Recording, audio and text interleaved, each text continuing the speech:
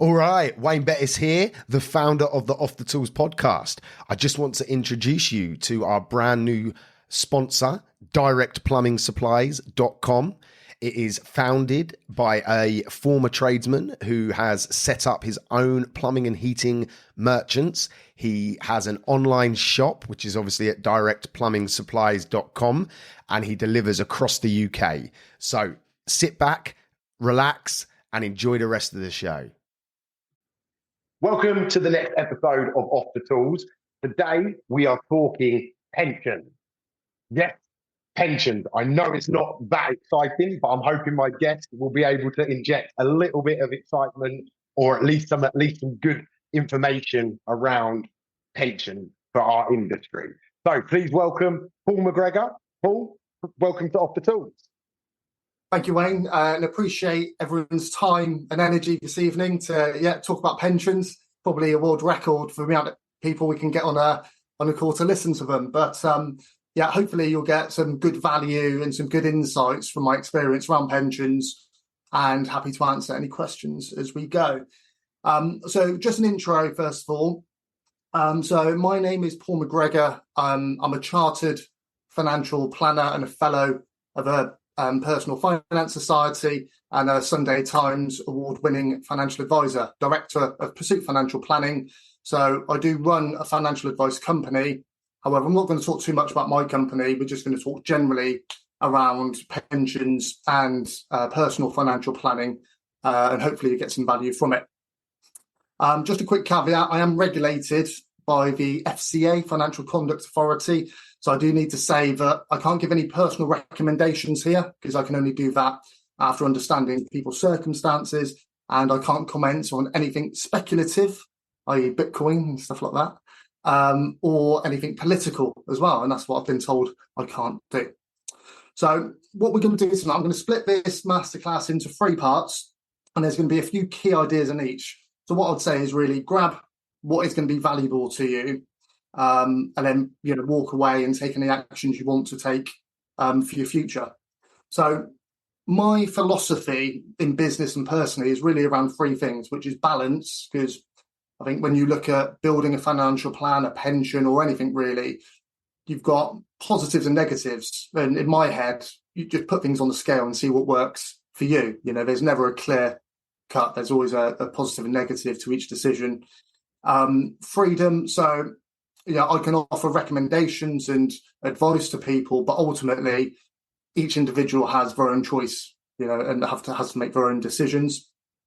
And perspective as well. And particularly when you start to look at the world of pensions, we will go into the technical parts and we can answer the questions around, well, is it tax deductible for the business? How does it work? When can I access money? You can do all of those parts, but having the right perspective is the most powerful tool that you can use when it comes to financial planning. And the reason for that is that when you look at pensions and investments, there's a lot of uncertainty, because you just look at what's happening with the world today and how the market responds. So you can have all of the technical information, but if you don't have the right perspective, you're not going to have the good experience. So I'll talk a little bit more about perspective as we go. And really, when it comes to financial planning, it's around managing your resources effectively. And how I see resources are your money, it's a resource, your time, and your energy. And it's quite interesting when you think about it. If you think about bars of energy, bars of time, and bars of money, imagine when you're a kid, you've probably got quite a lot of energy, like my kids have, no money, and loads of time. And as you go through life, you get to work, you've got your career, you've got less time, but you start to build money. And then obviously later in life, you've got your money and your energy, but your time runs out. And it's quite interesting of how you allocate your resources at different stages of your life. So the first aspect I want to talk about is personal economics. I need to talk about some foundations before we get into the technical stuff on pensions. So I work with a lot of tradesmen, typically couple of employees, usually subbies, subcontractors, limited company, various trades. So first of all, it's important to think about your team that you've got with you. in my view, the most important person in the team is having a business coach. That's, going to give you general direction. A financial planner, and actually a financial planner and a coach working together is the most effective combination. You don't see that happen a lot, but the financial planner, we can talk about what they do. And then the rest of the team of the accountant. So an accountant's an accountant. I'm sure you know what they do. And then a solicitor for legal stuff. And what's the last one? And a mortgage broker as well. Sorry, mind back now, mortgage broker, because you're going to want some lending at some point. So that's kind of a team that you really want around you. And you see, most people have an accountant, and it kind of stops there, and it's not really, doesn't really tell the whole story. So the foundations within your business, and the way to look at this is that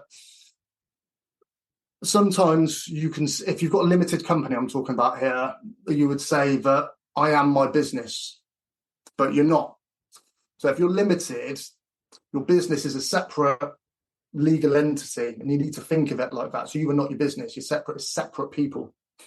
And these planning considerations apply individually to both you and your business, okay? So, and those fundamentals you need to think about before looking at things like pensions are a will. So have you got a will in place? Has anyone got, put your hand up if you've got a will? That's good, actually. That's pretty good. Protection. So you are your employer if you've got a limited company. So a lot of employers are quite generous. They'll give you sick pay, they'll give you life cover and a pension. Is your employer that generous? Are they giving you those benefits? So you're giving yourself those benefits, but as your employer. Emergency fund. So having a buffer fund, both for the business, for emergencies and tax, obviously, and then for yourself as well. Debt, so managing debt. And then exit strategy, because unless you want to work forever, you need an exit strategy. So you need to think about those fundamentals across yourself and the business. So that's something as part of financial planning, like what we call the foundations, because you can't build a house before you've got the foundations, because something will happen and it will fall down. Right. So the next part of this is looking at a one-page financial plan, and this is talking about cash flow effectively. So you might have pen and paper. If not, you kind of do it in your mind. But if you think about drawing like, my arms aren't very straight, but like a plus sign. So you've got 4 quadrants. And if you write in these, I for income, S for spending, R for resources, and D for debt. So at this stage in time, that is your financial plan. They're the 4 quadrants of your money flowing in and out. And then if you imagine from the income section, arrows going to each of the boxes. So each month, some of your money you'll spend, some will service debt, and some will go into resources. That's if you're saving money, either in savings, investments, or pension. And that's just a normal money flow. Then at some point in the future, your income will stop. You stop working. And also, hopefully, your debts will be gone as well. So that leaves you your resources and your spending. And ultimately, your resources then needs to support your spending for the rest of your life. And that's what we call financial independence, because you're no longer reliant on your income to live. And ultimately, that's all the financial plan is doing. It's managing those areas in order to get you to where you need to be.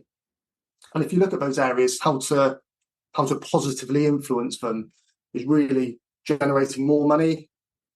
I don't like to say spending less, but being intentional with your spending, maybe align it with your values. Obviously, pay down debt, but then the money that you've got in your resources, make it work as well as possible for you. So they're the areas that we can influence within the plan to move you forward in whatever it is you're looking to achieve. So the trick is to reach financial independence for most people, and that will give you financial security and financial options. Obviously, if you don't take any action, if you look at the moment, so state pension age for, just looking around for most of us, will be 67. And it's just under 11 grand a year. And you've got to think, especially, I've got a client who's a tiler, and he's 45 now, and his knees are not great. We've got the tilers in here. So you've got to think, are you going to be doing that? Are you going to be doing the job into nearly 70 years old will be forced to do that if you don't have an exit strategy and a plan.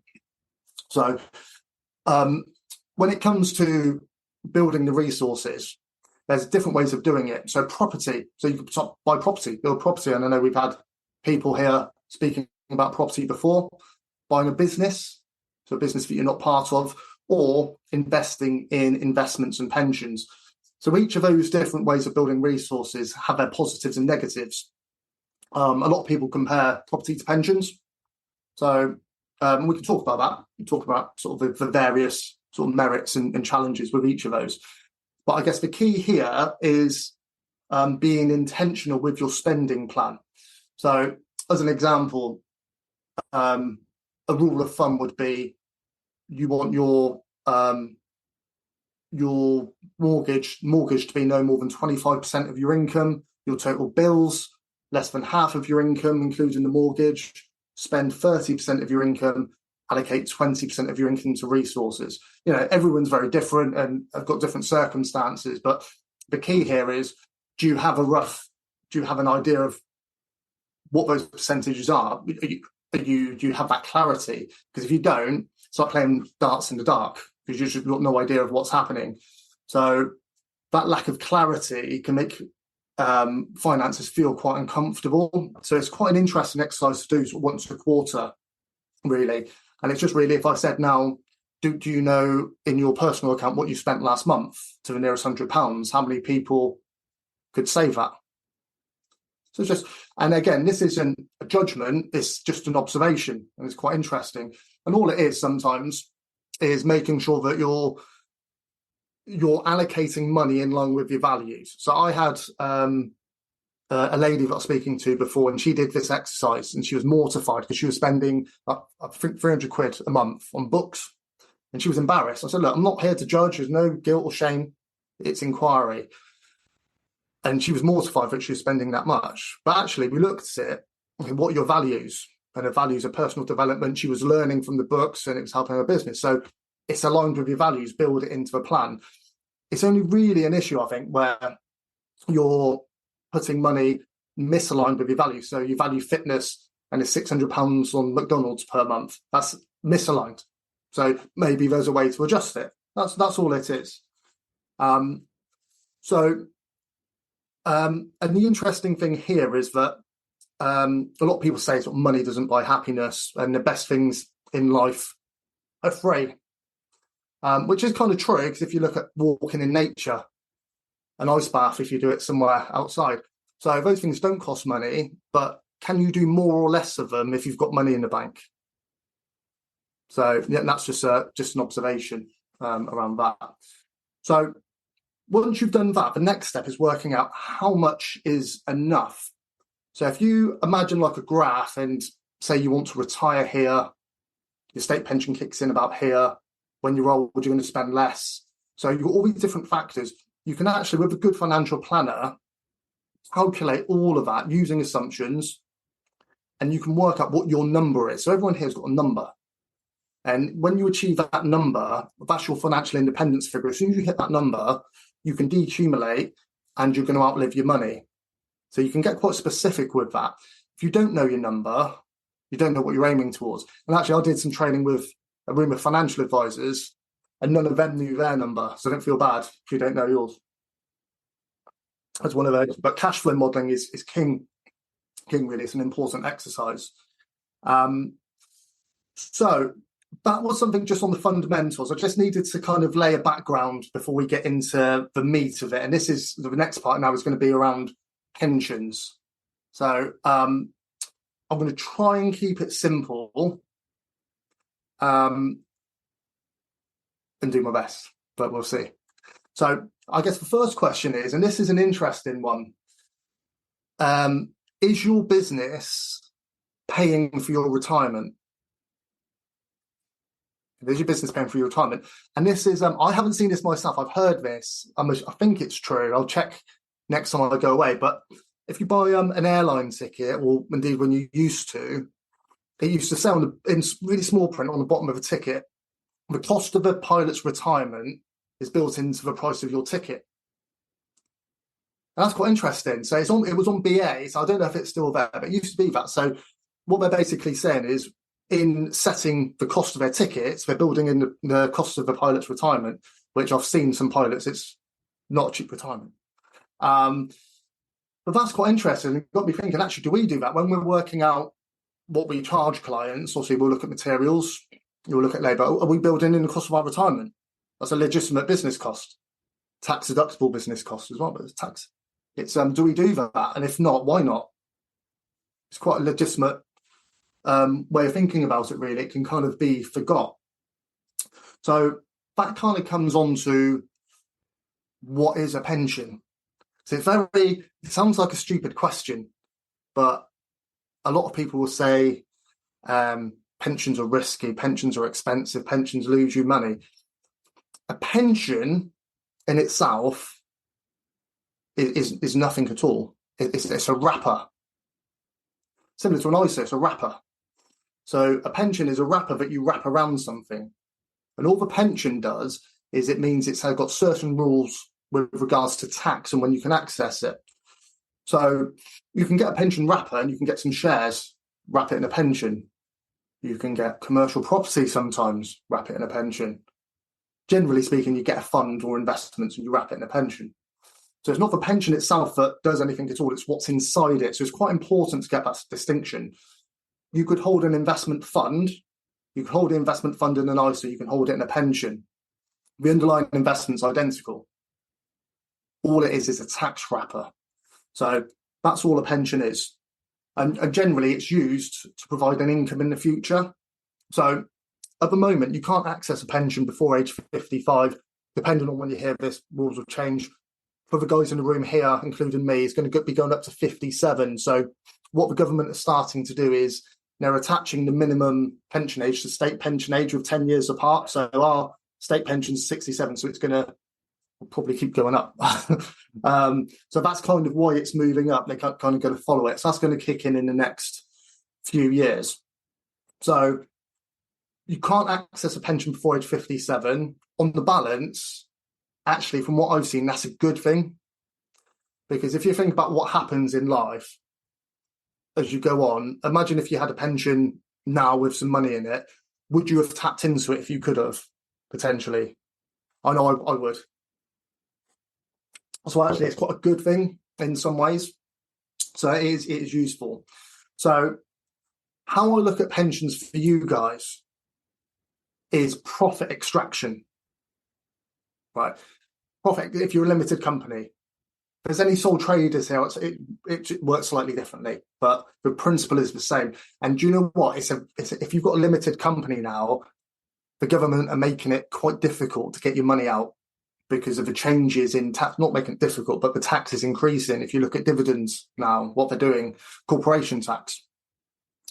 So getting money out of your company, you can do it in a couple of ways. So you can pay yourself a salary. So if you pay yourself a salary, you'll pay employer national insurance, employee national insurance, and income tax. So three taxes, calling national insurance a kind of tax. So you can say, okay, I'll take my dividends, which is always the thing to do. So obviously dividends are paid after corporation tax. And obviously that's varied between 19 to 25% now, depending on your profits. So that's the business pays that tax. And then when it's in your hands, you pay tax on the dividends. And obviously from April, the new tax year, your dividend allowance used to be £2,000 a year ago. They've dropped it to £500. Then you're paying nearly 9% on top. So they actually reduce. So in real terms, if you're taking the same, you're going to be paying more tax. So that's the challenge. It's kind of, they've got, either way, there's a liability. So if you've got a pension, the only caveat with this is your accountant has to say that it's for business purposes, which I've never seen them not say that. But you need the accountant to confirm this. But all you do is you have a pension, and the employer pays the money into it. That's it. Okay. So what happens then is, if we think of what has happened, the money's moved from the business into your hands with no tax immediately. There's no national insurance, no personal tax, no tax on dividend, so the money's in your hands. In addition, it's a tax deductible expense against the business. You're saving tax on that money immediately. Comes off your, so it's like any cost. So it's deductible against the business. So that can help you control your corporation tax. Okay. Then that money's in a pension. It will grow tax-free. You can access the money from age 57. And then there is some tax potentially when you take the money out in the future, but that can be managed in different ways. Does that make sense to what I've said so far? Yeah? Okay. So yes, that's all it is. It's paying it from the company. Paying it from the company, tax deductible. And then generally with pensions in the future, you get 25% tax-free. So you can take that as a lump sum or drip feed it as an income. Then the rest of the money is taxable as income. But again, depending on when you retire, you're allowed to earn just over £12,000 before you pay tax anyway. So you can kind of mix and match taxable and tax-free income and do some tax planning at that point in time. Then the only other question between now and then is how you want to invest the money. So, sorry, Paul, to jump in. Can you just repeat those percentages again? I wanted to just note them down about how much you can pay out. So how much you can, what part? Yeah, you said 25% or something. Yeah. Sorry. So with the pension, 25% of the value is a tax-free lump sum. So they call it a tax-free lump sum, but it isn't really. It's just 25% of the fund you can take tax-free, but you can do it, because pensions are now flexible, you can do it in any method you want. And then the rest of the fund, for 75%, is taxed as income when you draw it. So real life example, say you've got 100 grand in a fund and you get to retirement, 75,000 is taxable when you draw it, 25,000 is tax-free when you draw it. So you could say, I will take £1,000 of taxable income, but not pay tax on it because it's under your personal allowance. And then I'll take from my 25 grand tax free, I'll drip feed £1,000 a month. You've then got £2,000 a month tax free by blending it. Right. Okay.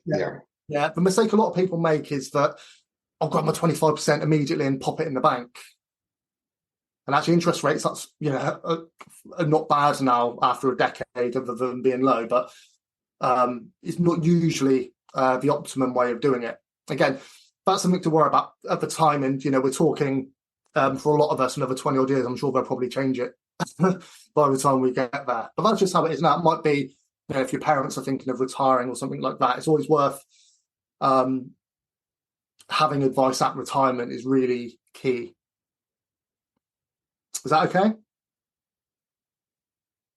Make sense? Right. So, yeah, sorry, I've muted myself again. Right, yeah, and it's quite interesting at this point to compare, pensions against property because, a lot of people favour property. I've done some property before. I guess when it comes to property, it's quite interesting from what I've seen is that because you can leverage, so you can own a 100k property with 25,000, you can scale a lot quicker from that point of view. And there's, the rent to rent and other stuff that you can kind of do. So pensions are a slower burn because you're not leveraging it such. You're just investing the money, consistent action and growth over time. But it's a lot more accessible. You could set up a pension with £25 a month. So it's accessible. And I guess the challenge, and it's more tax efficient, clearly, because obviously it's all tax free. Whereas with property, you've got capital gains tax, which is quite significant now. You have challenges with repairs and with tenants. So it's quite time and energy intensive, I think, property from what I've seen anyway. And then also when you get to retirement with a property, if you want like 10 grand for a holiday, you can't just take out a few bricks and sell them. It's not very liquid. Whereas with a pension, you've got that liquidity. So my view is always, if you can, sort of a blended solution, because each has its pros and cons, a blended solution kind of feels like you're hedging your bets, especially if there's changes to tax, because you're not reliant on just one thing there. Also with pensions, if you die or when you die, and this is important when you set up a pension, is do a nomination form. So you need to do that. Then when you die, the money will pass to whoever you nominate. So that was a main fear sort of years ago, before pension freedoms. A lot of people were worried that, if I die, the company gets my money. And depending on the option you chose, arguably that could be the case. With pension freedoms now, depending on what you choose in retirement, but if you build up a fund, that can be a legacy as well. That can meet some legacy requirements for your kids if you decide not to spend it, or I don't even want to spend it at the point.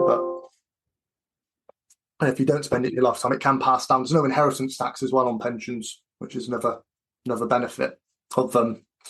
And then if you start to build up a larger fund, you can get into a territory of SIPs and SASs, which sounds like a new dance move, but self-invested personal pension and small self-administered scheme. So they're quite specialists. They have a wider range of investment options. Most of the time, when you start to get into the realm of like SASs, is getting into the commercial property game. So you kind of need to have built up a decent fund in order to kind of get a property. So they kind of came about for business owners to buy their premises, and that's the whole point of them. So the old analogy is the mechanic. So if you're renting a garage and you've got some money in your pension, buy the garage. It's almost similar to your limited company. The pension is separate to you. So it's all, think of it like a limited company, but you then pay your pension the rent, which you then obviously get back out in retirement. So it's quite a tax efficient way of doing it. You can borrow up to 50% of the value of the SAS as well. So if you say I had 100 grand, you could get borrowing of 50 grand, then buy a property for 150. You then pay market rent, which is tax deductible against your business, and then you'll see that's going in your pot for retirement. The challenge you have as well is liquidity of when you want to wrap up and take your money out, essentially. So that is quite complex advice. We do have business partners we work with in that area. But yeah, it's an interesting one. There's not a huge amount of demand that I've seen at the moment. We'll be right back. Money is all around us, and we think about it more than almost every other aspect of our lives. But how can we make more of it, and what's our drive for building wealth beyond just the numbers in our bank account? Join us on the Make More podcast as our host Matt Heslin brings to you a dynamic lineup of experts in the world of investing, business, health, and beyond. Together, they unpack the secrets to not just surviving, but thriving in today's economy. It's about more than just wealth. It's about crafting life experiences, seizing opportunities, and building a legacy. Subscribe now to the Make More with Matt Heslin podcast and join us every week for new expert insights and inspiration.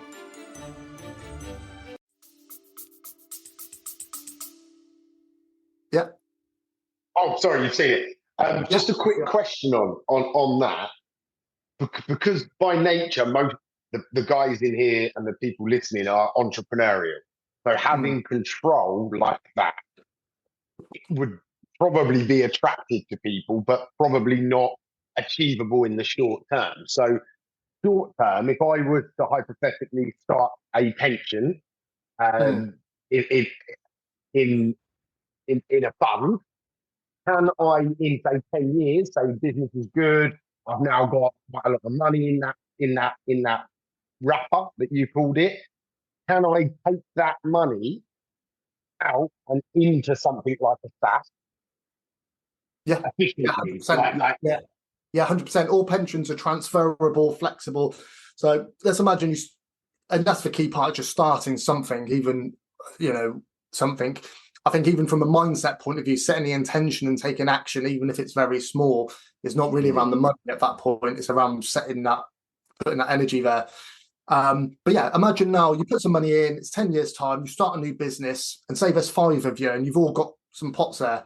You could bundle it all together into a SAS company scheme, add 50% on top lending, it has to be commercial premises though. You can't do like residential and flips, anything like that. It has to be commercial. Right. Okay. So I couldn't borrow against it and buy a residential property or is the borrowing against the SaaS Yeah, so able to be spent on anything? Does that make sense? yeah, no, it has to be anything to do with SaaS. It has to be commercial. To be commercial, right? Okay, sorry, just making sure I was clear on It's that. a shame that because if they change the rules and if you could do it on Resi, it'd be amazing. A lot of people would kind of engage. Yeah. It's because it's designed for business owners to support their business. Yeah. So, but yeah, I've seen it happen. There's lots of success with that for a lot of people. So it is there for the future. And while we're on that, if you've also been employed before, you might have some old workplace pensions knocking about. If you don't have the details, there's a free pension tracing service you can do online through the government. So it might be a useful exercise. You can also order a state pension forecast as well, which is handy to have just to kind of get an idea around that. So also investment charges as well. So I know there was a question around charges. So I guess most investments that you look at in a pension typically are going to be investment funds. So a fund is where it will hold a basket of different investments to sort of spread your money around. So you're not reliant on one particular area or anything like that. So all investments will have costs. Okay. Most of the time, the costs are taken from the fund itself. So, but it's still important to understand they're there, and they do have a drag on the investment performance. They can vary depending on the type of fund. You can look at I think someone mentioned ETFs in the chat before, which are exchange traded funds. So you can basically do a low cost investment approach, which is just basically follows the market. So you just put your money in there and take the natural highs and lows of the market, which is a low cost approach. A lot of people argue over the longer term, the market is the market and no one knows what's going to happen. So, that's a legitimate approach. You start to pick other more advanced or more hands-on investment styles, and also the costs increase accordingly.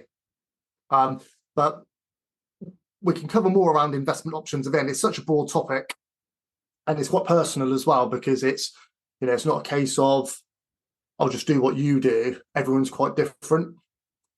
But yeah, I'll cover off a sort of money mindset piece now. And I mentioned around financial planning being uncertain, and you always see when there's a pension or investment, your money may go down, you may get less than what you put in. I think but I would change that. You will lose money if you invest money.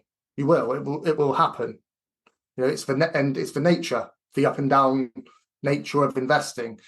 And it's quite interesting in the early days when I was a trainee financial advisor. Very interesting. When the markets went up, my phone was really busy. People were really happy. When the markets went down, my phone was really busy. And people were not very happy. And that cycle continued. And I was thinking about, I can't control the market. The market is no one can. So I was looking at these clients thinking they're in a loop of just being happy and sad based on an economy that they can't control, which is when you look at it like that, it's a crazy cycle. But the reason it happens is that when it comes to money as a resource, and our primal brain is designed to protect us, to keep us safe from danger. And one of those is having resources. So it triggers emotions. And that's why, although there's a lot of science with investing, ultimately the market is emotion based. You have to if you look at the news and they say that this company, something bad is happening to the company, watch the share price drop. Nothing's actually happened. It's people. It's the emotions that control it. So by understanding the nature of it, you can feel better and understand when that happens. And actually, if you look at when markets do fall, when they recover, usually it's on balance, you're kind of better off. But it's interesting. There was an American mutual fund. I don't know which fund it was, but the average return year on year over a decade was about 10%. So if you kept stayed in that fund every decade, 10% a year, that was the average investor return. So the average return of a person that put money in the fund was about -2%. So how was that possible? And what's happened, if you think about it, if something goes up, if I said to you, this has returned 10% in the last year, what would you do? Probably put your money into it. If you said, oh, this has dropped 10% last year, you'd run away, which is the opposite of what you want to do. That is against human nature. And then I think the key thing is, rather than timing the market, like a lot of people are saying at the moment, oh, market's volatile, I'll wait till it's gone up. Well, no, because you're just going in at a high point. And then you can go in a cycle. It's just time in the market. Just put your money in and accept it. That's the key, really, when it comes to investing. I guess the challenge with it as well is where we learn about money. Because I don't know about you guys, but school, I don't think there was much that I can remember anyway about it. So you tend to learn about money from your family. And the interesting thing is how you see your money is how your kids will probably see about money. I don't know if you, depending on your family situation, you always hear what you hear when you're younger, especially things like money doesn't grow on trees, for example. And it sounds like a throwaway comment, but actually all of that, your brain's a sponge at that age, and subconsciously that can, when you start to look at money, and it's a taboo subject in a lot of families as well. I don't really like talking about it. And it brings up sort of the emotion side. So that's quite an interesting sort of factor, really, is just sort of trying to be honest and have a good relationship with money, again, for your kids as well. So there's a couple of factors that I'll highlight. So the power of compounding. So I don't know if anyone's looked at compounding before. Obviously, compound effect is spoken about, but say in investments, time is your friend. It can be your enemy if you don't take action later on, but at this point, it is your friend. Right. So if you had a magic penny today, and it doubled every day for 30 days, so I'm going to give you a magic penny. So it's 1p today, 2p tomorrow, 4p. I'm not going to keep going for 30 days, but after 10 days, it's about a fiver, and I keep going for 30 days. Would you let me buy that off you for £1,000 cash in the back of my car now? No? 10 grand? Be worth millions. You spoiled a punchline there. And yeah, so actually, and it's interesting, after 30 days, it's worth about £5 million. And that's an extreme example with a low denominator and like a high compound rate. But I did this exercise with, like if you drink a Starbucks, what's a Starbucks? That's about £4, I think. Yeah. So if you do that every day, or if you just put it somewhere at a 5% return, which is you get that in a lot of banks now, over a couple of years, it can be tens of how it's quite interesting, like the impact that can have. Right. So how are we doing for time? We're good for time. So the other thing to kind of highlight when it comes to financial planning is that I think for most people that I speak to, the main challenges are not really knowing what you want, or knowing what you want, but you don't know how to get it. I think everything comes down to that. So I've got a couple of real life examples of this. I was speaking to a teacher, and they knew I was a financial planner, and they asked me some questions, and I said, well, what do you want? And they said, I would retire tomorrow if I could. I was like, okay. I was like, let's do the cash flow forecast. I'll see you tomorrow. I said, oh, good news, you can retire. So what are you going to do? He said, oh, no, I'm not retiring. So that's what you said you wanted.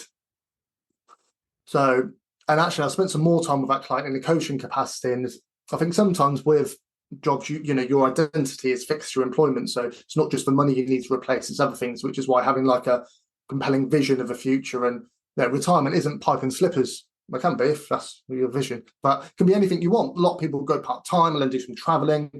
It's just understanding exactly what it is you want. And then, the other part is not knowing how to get there. And I had someone I spoke to, so this was like 2020. So imagine COVID's just hit. everything's kind of gone down the pan, and I got a call off someone who had a financial advisor who was on holiday, and he was doing temping work, which has just stopped. He was early 60s, and he just said, I just need £5 out my pension. Can you sort it for me? I just need to tick over for a couple of months. Can you help me? Which I could have done that quite easy. That's quite easy work to do. But I dug a bit deeper and I said, well, what is it you actually want? Well, my £5. Then what are you going to do? I'll carry on working. He had like arthritis in his spine. He wasn't very well. His wife was really upset. And this was on a video meeting, their first video meeting they've ever done. It was one of those. And I said, what do you actually want? You don't want to go back to work and all this stuff. What is it you want? And he goes, I said, do you want to retire? Is that what you want? And he said, my dad worked in the mines. He said people like us will never retire early. I thought, that's interesting. That's an interesting. I said, so this guy, either he's a secret financial planner with hiding some cash flow modeling software and he's done an analysis, or he's just got a limiting belief around money. So I assumed it was the second one of those. And, I questioned that belief and said, can you say that's true without a shadow of a doubt? Is there any examples where that has happened? Basically got his numbers. He needed quite a high initial income, but they lived fairly modestly. And, the state pension was only a few years away. So he kind of, actually, interestingly, and bear in mind, he had a financial advisor. He could have retired about 2 years ago. Didn't tell him that because that doesn't help at this point. But yeah, he retired immediately. So he didn't think it was possible. And, that was quite a powerful meeting. Like the wife was in tears and I still sort of catch up with them yearly. So I think that's the power sometimes in financial planning. It's almost some of the coaching skills sort of come into play and help guide you around building a compelling plan. And then all of the tax stuff and the investments, a lot of it you can do yourself if you want to. You can go online and educate yourself and do it. What you'd be missing from that is more the expert experience, knowledge and insight around forming it into a plan, because you can have very good financial advice and still a bad outcome. I had saw a woman before in a nursing home. She had lots of money, and she was delighted over the years, and the money's grown. And that was quite a changing point for me when I saw her, because we're sat in this nursing home, I was looking around, and I kind of said to myself, a company has invested the money for all of these years. I was just thinking, what's the point? What's the point? She wouldn't even spend £40 to go to bingo because she said it's a rip off a taxi. And I actually said to her, what would you do differently? And she goes, well, if someone would have told me I'd be in this position, I would have done that cruise with my husband before he died. I would have done more. So actually it works two ways. You never want to run out of money, but you also want to use your time and energy effectively at the same time as well. And it's like coaching. It's very hard to do it to yourself sometimes. So yeah, it's just an interesting observation to end on. But no, thank you for that. I kind of just went with the flow. And I think that's kind of sort of a natural ending. But I'm happy to stay on and I can answer any questions before I disappear and you can all talk about me. Amazing. Well, thank you very much. Before everyone unmutes themselves, I just want to close this little bit off and thank Paul for spending the last 45 minutes giving us a lot of information. I've got loads of notes that I've been scribbling down and questions, and I appreciate this isn't for me. So I will be having a chat with you privately about some of these questions. But I think one of the questions I would like to be answered for me, but I also feel it's probably relevant. It's, I'm very, very impulsive. Okay. And the thought of tying up money, although I know it's the right thing to do, I'm the sort of bloke that put 20 grand into a stock and then 5 days later, I've got a business idea and I want my 20 grand back. So I withdraw it, lose a load of money because I feel like I need that liquidity, I think is the word I'm looking for. I think I'm answering my own question here. Is this a limiting belief or is this something you see a lot and it's sort of something that you've just got to suck up and accept that you have to lock in money in some capacity? Yeah, I guess if you don't lock in any money, the reality is you're probably not going to have a retirement. So I kind of look at it when we start planning it in that respect, because it is about balance. There's some people just throwing everything at a pension and said, I can't wait to retire, but you lose your life. There's got to be a balance. So I kind of say, imagine it like I don't think people have larders anymore today, but like a larder, fridge, freezer, and say, well, look, freezer is money you're not going to touch. Put some in that, then keep some in something which is a bit more liquid, like use your ISA allowance is always a good idea, and then have your everyday money. So it doesn't have to be an all or nothing. You can have, if impulsivity is on your values, you can have a fun money fund. Yeah. You don't have to look for money in a pension, but if you do, there's significant tax benefits of doing so. And if you're impulsive, that might be quite useful. Yeah, definitely. Right, I think I'll open up to everyone. So guys, you can all unmute, and hopefully some of you will have some other questions. If not, I've got more that I can ask anyway. So I'm just going to turn it on to gallery mode so we can all see each other. Right, yeah, so please, lads, feel free to unmute. And if you've got any questions that you want to ask, please fire them at Paul. If not, I'll get on to my next question. So I think that's going to be the next one, if no one else has got anything to say yet. I really hope you enjoyed the show. I just wanted to put it out there for anyone listening that I offer business coaching, but also life coaching. My life is centered around something called the 3 Bs, which stands for body, business, and balance. When you work with me as a coach, we tackle all 3 aspects of life. So you as an individual, body, mindset, health, fitness, knowledge, education. Business B obviously stands for your business, improving, maximizing opportunities, elevating, making more money.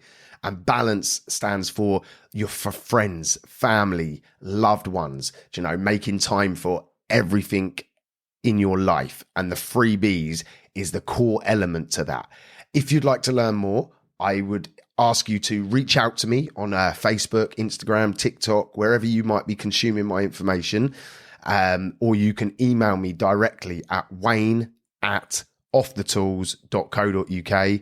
I'm here waiting to assist you to elevate across all aspects of life. Have a good one. No excuses. Let's go.